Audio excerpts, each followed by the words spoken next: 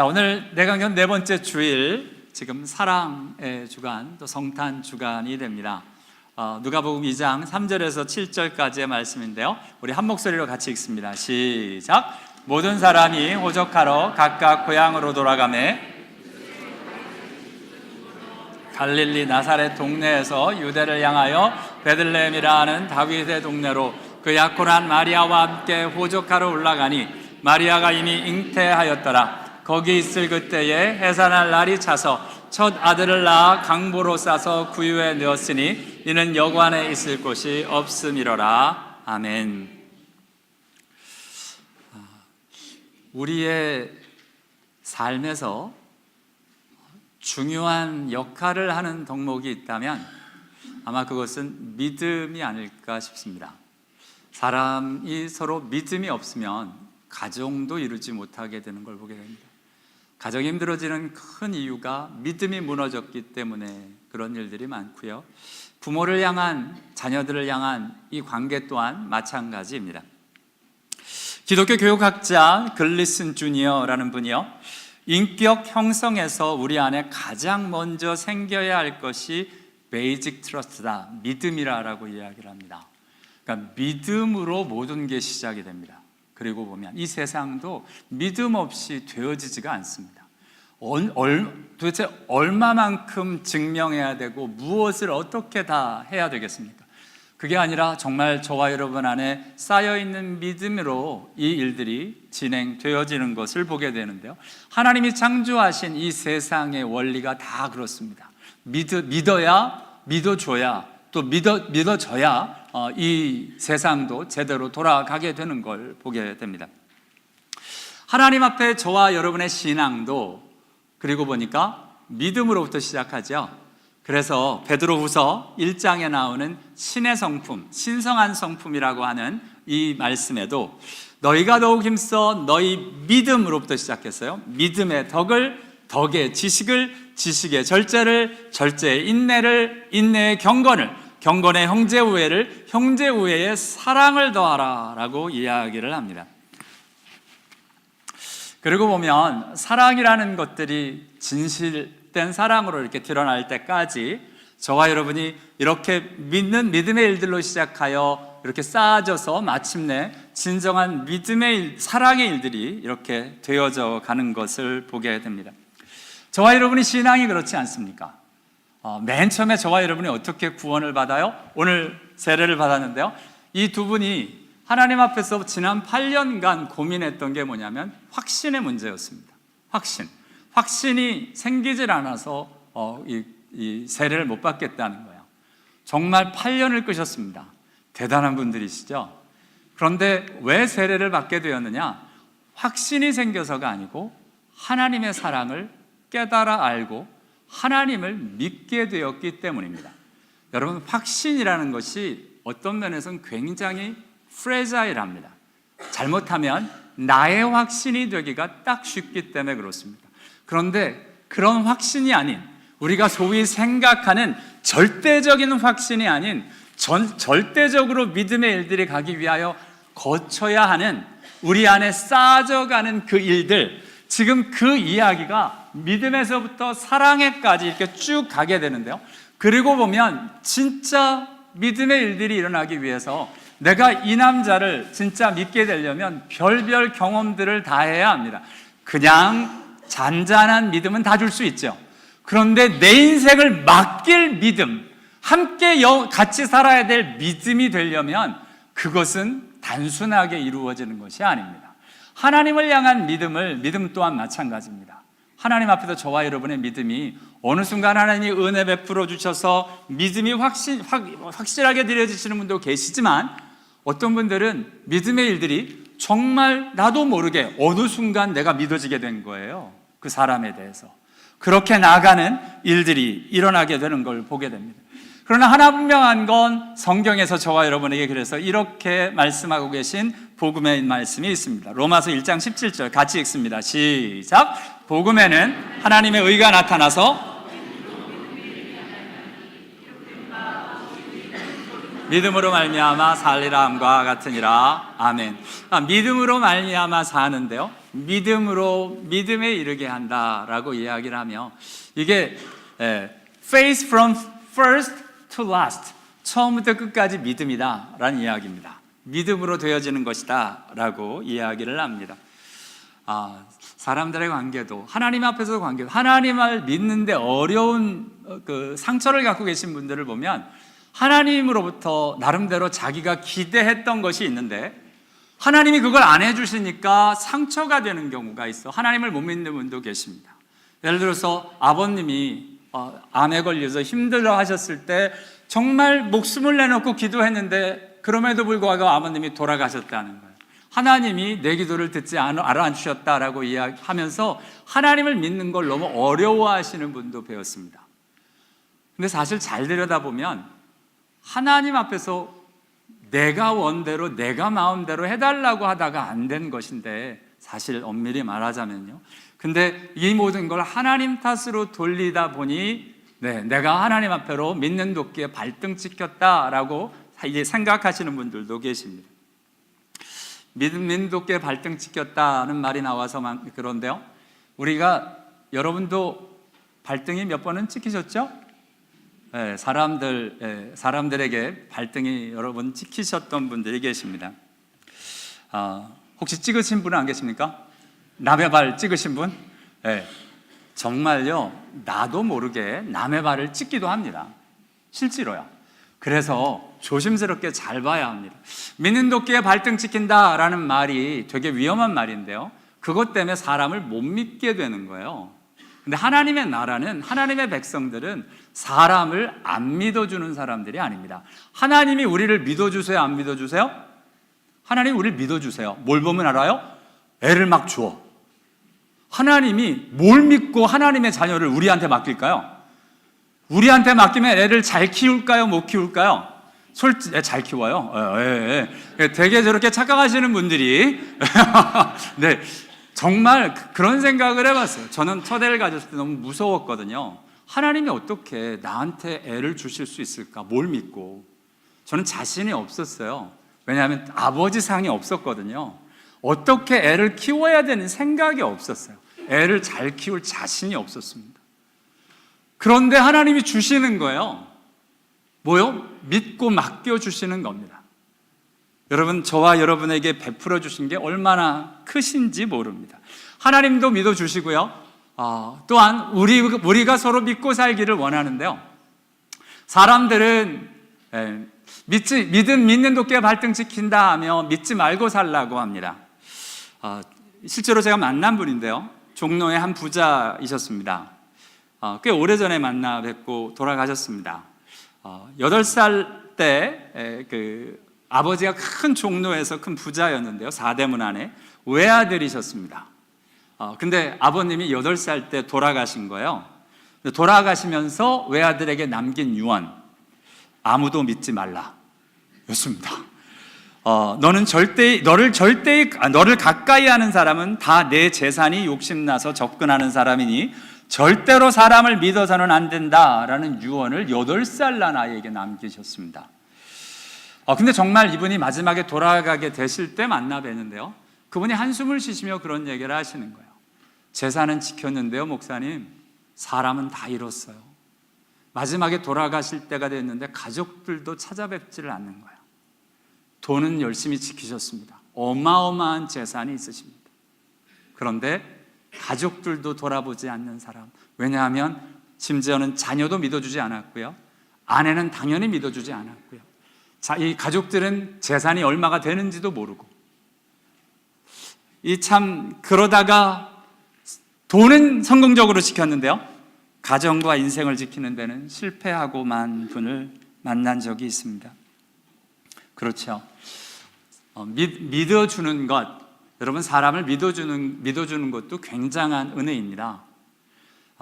우리가 믿는 도끼에 발등 찍힌다라는 표현을 믿는 도끼에 발등이 찍힐 수도 있다, 이 정도로 바꿨으면 좋겠습니다. 그리고 보면 우리가 만나는 사람들이 모든 사람이 제 발등을 찍은 건 아니에요. 찍은 사람이 있죠. 모든 사람이 찍은 게 아닙니다. 그런데 유독 저와 여러분은 찍은 사람만 기억을 합니다. 그러니까 모든 사람이 다 찍는 것 같은 거예요. 아니요, 찍는 사람이 의외로 많이 없어요. 몇 안 됩니다. 내가 만난 많은 사람들이 실제로는 찍지 않는 사람들이 많이 있습니다. 하나님께서 저와 여러분에게 베푸시는 일들, 하나님이 내 발등을 찍었다고요? 아니요, 하나님이 우리에게 사랑과 은혜로 베풀어 주시고 갚아주시는 일이 얼마나 많은데요. 여러분, 우리 안에 진정한 참 믿음의 일들, 하나님을 잘 믿는 사람이요, 사람들도 잘 믿어줍니다. 100% 그렇습니다. 하나님을 잘 못 믿는 사람들이 사람도 못 믿습니다. 믿음이라는 걸 잘 모르기 때문에 그렇습니다. 근데 그 믿음이, 여러분, 맨 처음에 믿음이 어떻게 시작이 될까요? 오빠 한번 믿어봐. 맨날 그러는데 그 오빠 믿기가 참 어려운 게, 믿을만 해야 믿지. 뭐 말만 맨날 믿어봐 그러는 거 말고 믿음의 모습과 내가 믿음을 줄 만한 믿음 모습이 보여야 믿는 것처럼 믿음의 일들은 시간이 좀 필요합니다. 하나님을 향해서도 마찬가지예요. 물론 이 두 분은 8년이 걸리셨지만, 그러니까 이 긴 시간이 걸리기도 합니다. 근데 뭐가 필요하느냐? 지금 그 믿음의 일들을 일으키려면, 아까 우리 맨 처음에 이야기했던 글리슨 주니어라는 분이 이런 이야기를 합니다. 태어나서 제일 처음 그 인격이 형성되는 그때 베이직 트러스트는 사랑을 통해서 형성된다라고 합니다. 사랑을 받아야 믿음이 형성된답니다. 그리고 보니까 우리도 맞아요. 우리의 구원의 믿음이 어떻게 출발되었습니까? 저와 여러분이 사실을 가지고 믿음의 일들이 출발된 게 아닙니다. 그 사실을 통하여 하나님이 저와 여러분에게 알려주신 하나님의 사랑이 저와 여러분에게 흘러 들어옴으로 믿음의 일들이 일어나기 시작을 한 겁니다. 저와 여러분이 우리의 믿음을 헷갈리면 안 됩니다. 이게 사실이냐 아니냐에 대한 문제는 굉장히 프레자일합니다. 뭐 만유인력의 법칙, 그게 진리인 줄 알았습니다. 아니요, 지구상에만 일어나는 사실일 뿐입니다. 지구를 벗어나면 그 법칙은 존재하지 않습니다. 우리가 알고 있는 사실, 이게 얼마나 프레자일한지 모릅니다. 그러나 그 사실 뒤에 숨어있는 하나님의 진리가 사랑으로 다가올 때 그 사랑으로 말미암아 저와 여러분이 믿게 되는 겁니다. 성경은 저와 여러분에게 이렇게 말씀하십니다. 요한일서 4장 16절과 3장 16절 같이 읽죠. 시작. 하나님이 우리를 사랑하시는 사랑을 우리가 알고 믿었노니 하나님은 사랑이시라. 사랑 안에 거하는 자는 하나님 안에 거하고 하나님도 그 안에 거하시느니라. 그가 우리를 위하여 목숨을 버리셨으니 우리가 이로써 사랑을 알고 우리도 형제를 위하여 목숨을 버리는 것이 마땅하니라. 아멘. 우리에게 믿음의 일들이 어떻게 생기는 거냐면 하나님의 사랑을 알았을 때 믿음이 생기기 시작한다는 겁니다. 누구를 믿느냐? 나를 사랑하는 그분을 믿는 겁니다. 나의 일들, 나를 사랑하는 그분, 하나님이 우리를 사랑하시는 사랑을 알게 되자 믿음의 일들이 일어나기 시작을 했다는 겁니다. 저와 여러분의 믿음은 그래서 어떤 논리적인 이유를 가지고 믿어지는 게 아닙니다. 그건 사실을 알아주고 받아들이는 것 뿐입니다. 실제로 그 사실에 담겨진 하나님의 사랑이 우리의 마음을 다가올 때 이걸 Love Encounter라고 합니다. 사랑과의 만남. 하나님이 나를 사랑하셔서 하나님의 목숨을 버리실 수밖에 없는 그 사랑을 바라보며 우리가 하나님의 사랑이구나 라고 알고 믿게 되었고, 그로 말미암아 우리도 형제를 위하여 목숨을 내어놓는 데까지 사랑의 자리로 가는 걸 보게 됩니다. 자, 믿음, 우리가 믿는 구원받는 믿음은 그래서 하나님의 사랑을 받아 사랑이 전파되어지는 그 통로가 되어지는 것. 하나님의 자녀는 하나님의 사랑을 받아 사랑을 나누는 사람으로 드려지는 것. 그것이 사랑의 사람, 믿음의 사람으로 세워지는 것이다. 성경은 말씀하고 계십니다. 그래서 보니 저와 여러분에게 일어나는 구원의 시작은 믿음인데요, 그 믿음을 일어나게 하는 것은 사실이 아니라 하나님의 사랑인 것을 보게 됩니다. 어떤 사랑이요? 저와 여러분이 아는 것처럼 같이 읽습니다. 요한일서 4장 9절도 시작. 하나님의 사랑이 우리에게 이렇게 나타난 바 되었으니 하나님이 자기의 독생자를 세상에 보내심은 그로 말미암아 우리를 살리려 하심이라. 아멘. 하나님의 사랑이 우리에게 나타났는데 그게 바로 당신의 외아들, 오로지 독생자 그 한 분을 우리에게 보내셨다는 겁니다. 근데 그분이 누구를 위해 죽어줬느냐? 다른 의미 있는 사람이 아닌 저와 여러분 같은 죄인을 위해 죽어주셨다는데 그 사랑이 증명됩니다. 그렇죠, 맞습니다. 사람들이요, 가끔은 의로운 일, 나보다 대단한 분들을 위하여 죽을 수 있습니다. 여기도 애국지사들이 있을걸요. 나라를 살리기 위해서 죽음을 마다할 수 있는 분들이 여기도 계실 겁니다. 우리의 선조들 가운데 그런 분들이 많았습니다. 왕을 살리고 나라를 살리기 위해서 정말 배를 가르기도 하고 일제에 항거를 하기도 하고 정말 나라를 살리겠다라고 합니다. 나보다 가치가 있는 것을 위해서 내 목숨을 내어놓는 건 할 수 있습니다. 그것도 못하는 사람도 많지만, 저도 확신할 수 없지만 할 수 있는 사람들이 있습니다. 그러나 나보다 못한 사람, 나보다 안 되는 사람, 그 사람을 위해서 목숨을 내어놓는 건 옳은 일 가지고는 불가능합니다. 죄인을 위해서 목숨을 내놓겠다, 우리 이 나라의 대통령 임금을 살리겠다, 그래야 이 나라가 지켜질 수 있으니까 하면 목숨을 내놓을 수 있지만, 그 나라에서 사형 선고를 받은 사람 때문에 목숨을 내놓겠다? 못한다는 겁니다. 사람은 옳고 그른 일 가지고는 못합니다. 근데 할 수 있는 사람이 딱 한 명 있죠. 어머니들은 합니다. 왜요? 사랑 때문에 하는 겁니다. 사랑 때문에 그 사람이 죄인이든 뭐든 내 아들이기 때문에 할 수 있는 것처럼 하나님이 저와 여러분 같은 죄인을 위하여 당신의 아들을 보내시면서 그 아들을 죽기까지 내어놓으신 것은 하나님의 사랑 때문에 그렇다라고 성경이 말씀하고 계신 겁니다. 이 사랑이 깨달아질 때, 이 사랑이 내 안에 밀려 들어올 때 그 사랑을 하신 그 하나님이기 때문에 그 하나님은 믿을 수 있다는 겁니다. 누구를 믿을 수 있겠습니까? 사랑하는 사람을 믿을 수 있습니다.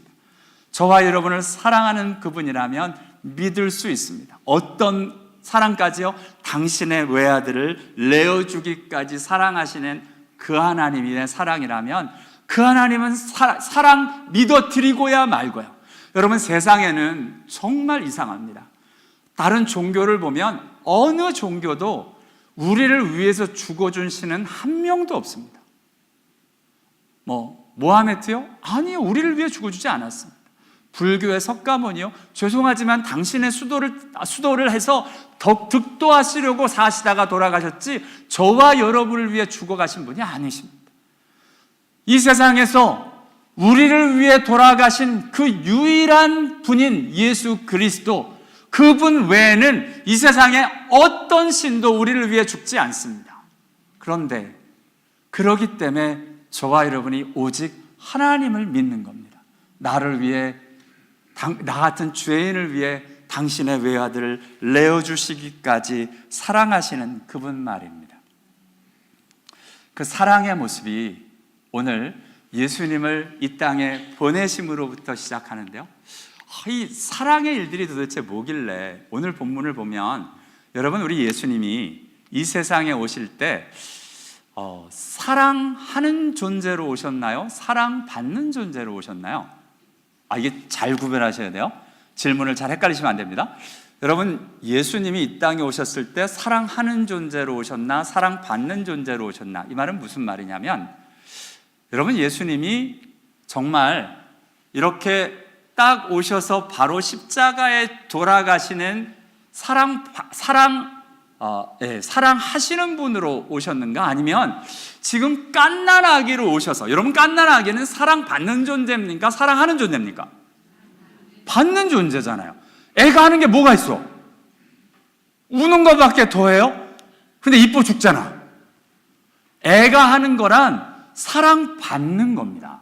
근데 예수님이 오실 때 그냥 다 큰 어느 날 갑자기 스르륵 오셔가지고, 나는 죄가 하나도 없는 인간으로 왔기 때문에 너희를 위하여 십자가에 달려 죽겠다 하셔서 죽으셔도 될 텐데요, 그렇게 안 하시고 갓난아기부터 오시는 거예요.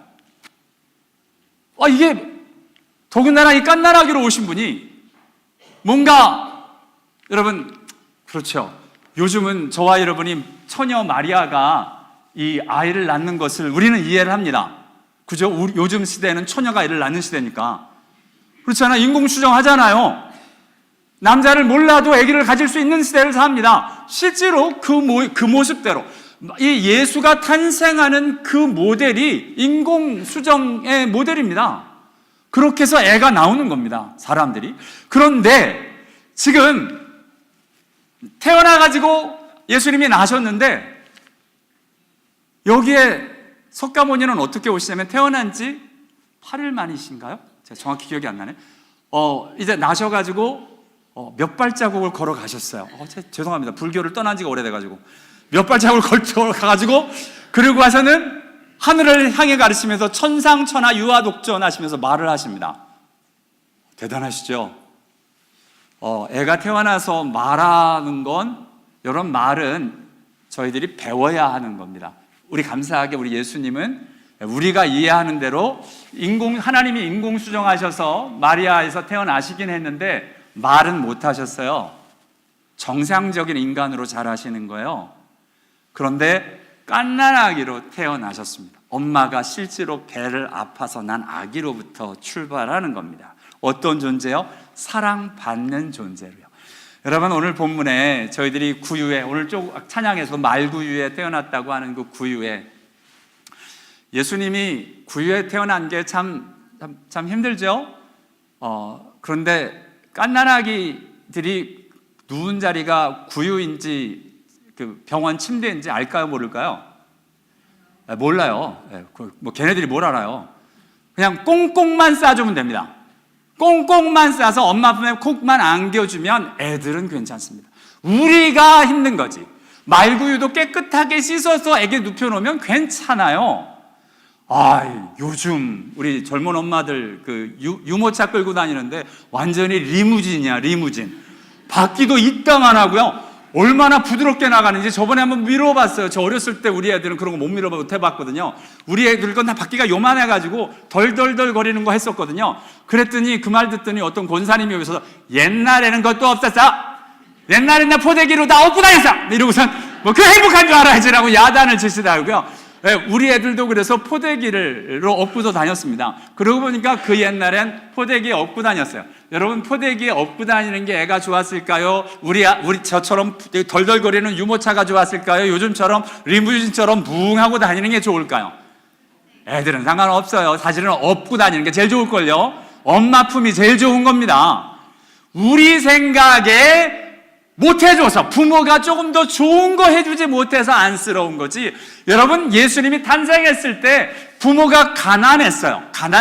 성경에 보면 어떻게 됐어요? 정말 나중에 제사할 때 산비둘기 한 쌍이나 집비둘기 새끼둘로 제사하려 했대요. 성경에 보면 이런 사람들은 진짜 가난해서 양을 바칠 수 없어서 돈이 없어서 양을 못 사니까 산에서 그냥 비둘기 잡아다가 바치는, 그냥 돈 하나도 안 드는 제사를 하나님이 허락하셨어요. 가난한 사람들에게. 그 제사를 드렸던 게 지금 이 예수님의 가정이에요. 돈이 없으셨어요. 그렇다고 예수님이 기죽고 힘들고 어렵게 살았느냐? 아니요. 예수님 사랑받고 자라셨어요. 이 성경에 보니까 이렇더라고요. 돈 없어서 힘들었더라라는 말 없어요. 우리 두 구절 같이 읽습니다. 시작. 아기가 자라며 강하여지고 지혜가 충만하며 하나님의 은혜가 그 위에 있더라. 예수는 지혜와 키가 자라가며 하나님과 사람에게 더욱 사랑스러워 가시더라. 아멘.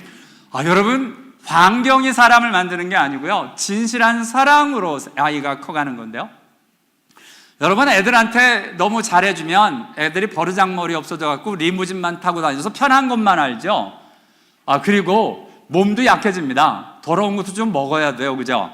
요즘 우리 애들이 너무 더러운 걸 어렸을 때 안 먹어가지고 혹시 아토피나 몸이 알러지가 많이 걸리는 게 아닐까. 우리 큰애가 피부병이 많아요.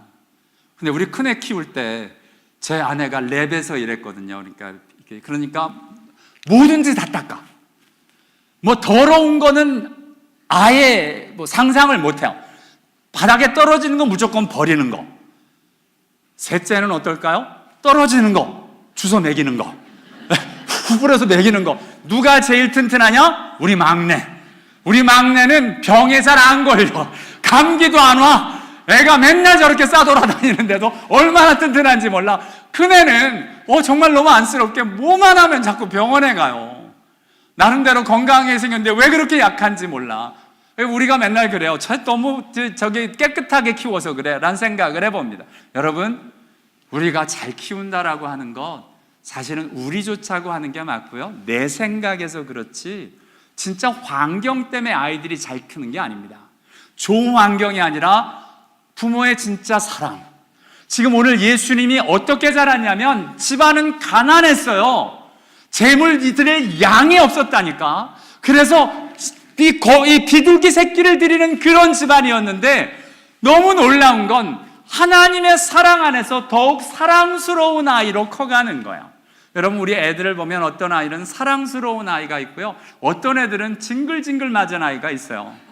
진짜 힘들어.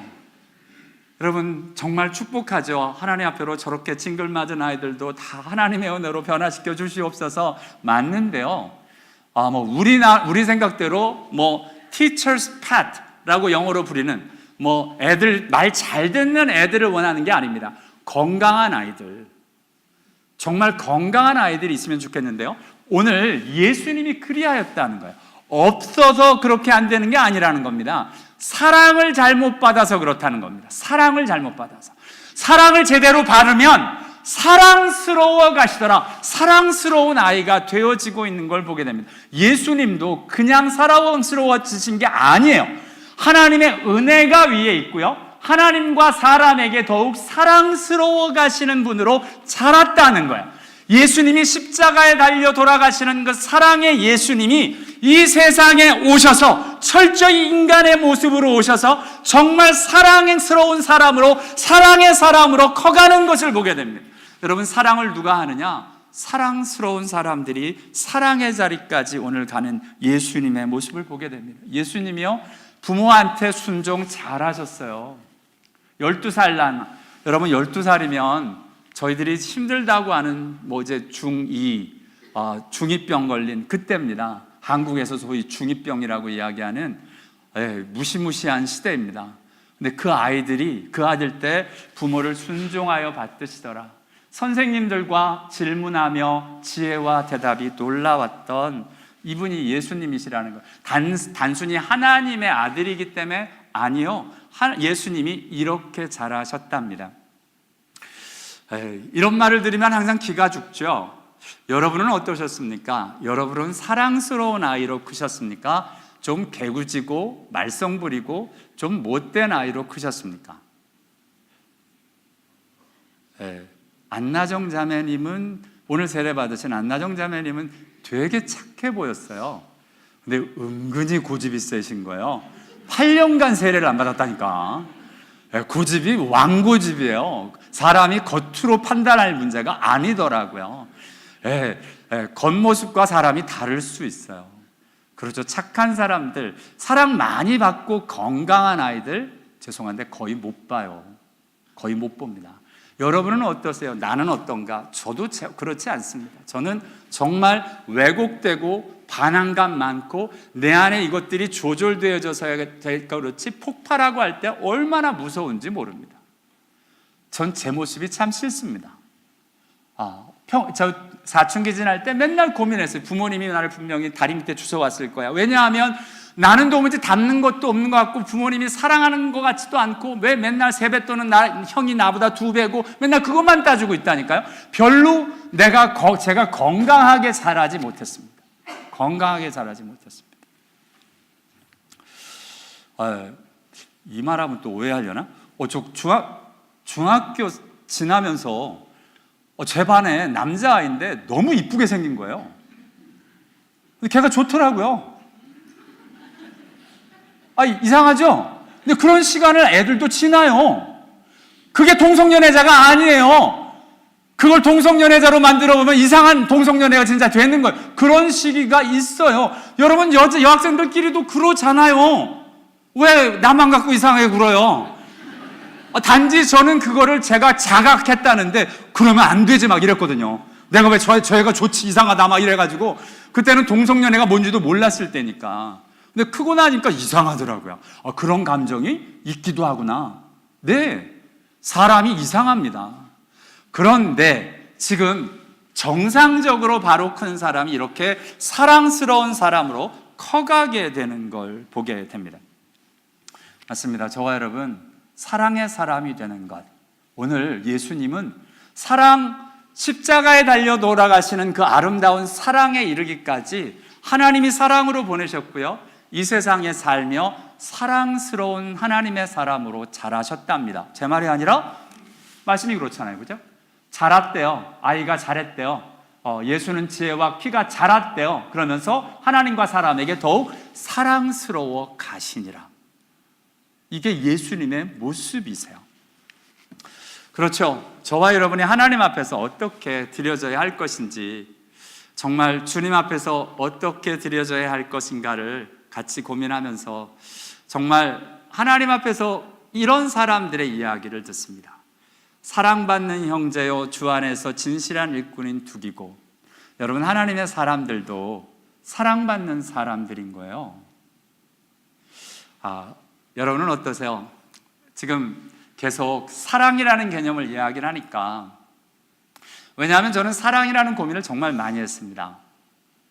나는 왜 이렇게 사랑이 잘 안 되는 걸까? 그러고 보니까 제가 사랑을 잘 못 받았어요. 부모님은 사랑해 주셨는데 제가 받을 줄을 몰랐어요. 사랑 받을 줄을. 여러분, 사랑도 받을 줄을 알아야 사랑을 배우게 됩니다. 건강하게 받을 줄을 모르니까 그 사랑이 뭔지를 몰랐어요. 하나님의 사랑도 내가 어떻게 받는지를 잘 몰랐어요. 그래서 굉장히 많이 헤매고 다녔어요. 하나님의 사랑을 받고 나니까 이제 어떤 일들인지 알겠는 거예요. 하나님의 사랑을 받으니까 믿음이 생기면서 어떻게 해야 되는지를 알겠는 거예요. 그러면서 고민되어지는 게 뭐냐면, 그리고 일어나는 일이 뭐냐면, 내 안에 하나님으로부터, 또한 사람들로부터 사랑스러운 사람이 되는가의 일들입니다. 여러분, 사랑하는 사람이 되기 전에 사랑스러운 사람이 먼저 되는 게 맞습니다. 예수님의 십자가의 사랑이 이루어지기 전에 예수님은 사랑스러운 사람으로 커가셨습니다.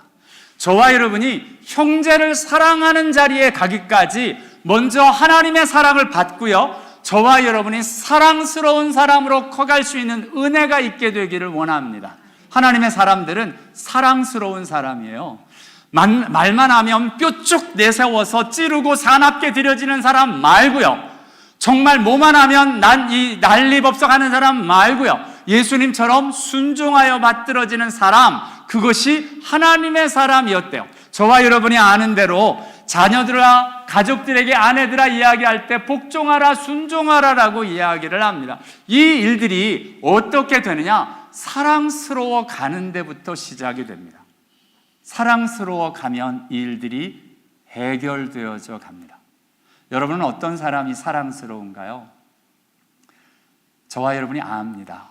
누가 사랑스러운 아이인지, 어떤 사람인지. 그리고 보니까 하나님의 사랑을 받고 은혜를 받으면 저와 여러분도 사랑스러운 사람으로 되어질 줄을 믿습니다.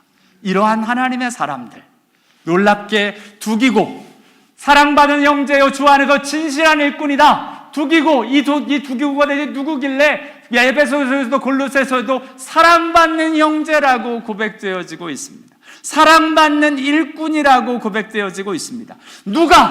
누가복음을 기록한 의사 누가는 사랑을 받는 의사 누가랍니다. 사랑을 받는 의사 누가. 지금 이 디모데는 누구냐? 사랑을 받는 자다. Beloved friend. 사랑받는 자들로 이렇게 서가는 것을 보게 됩니다.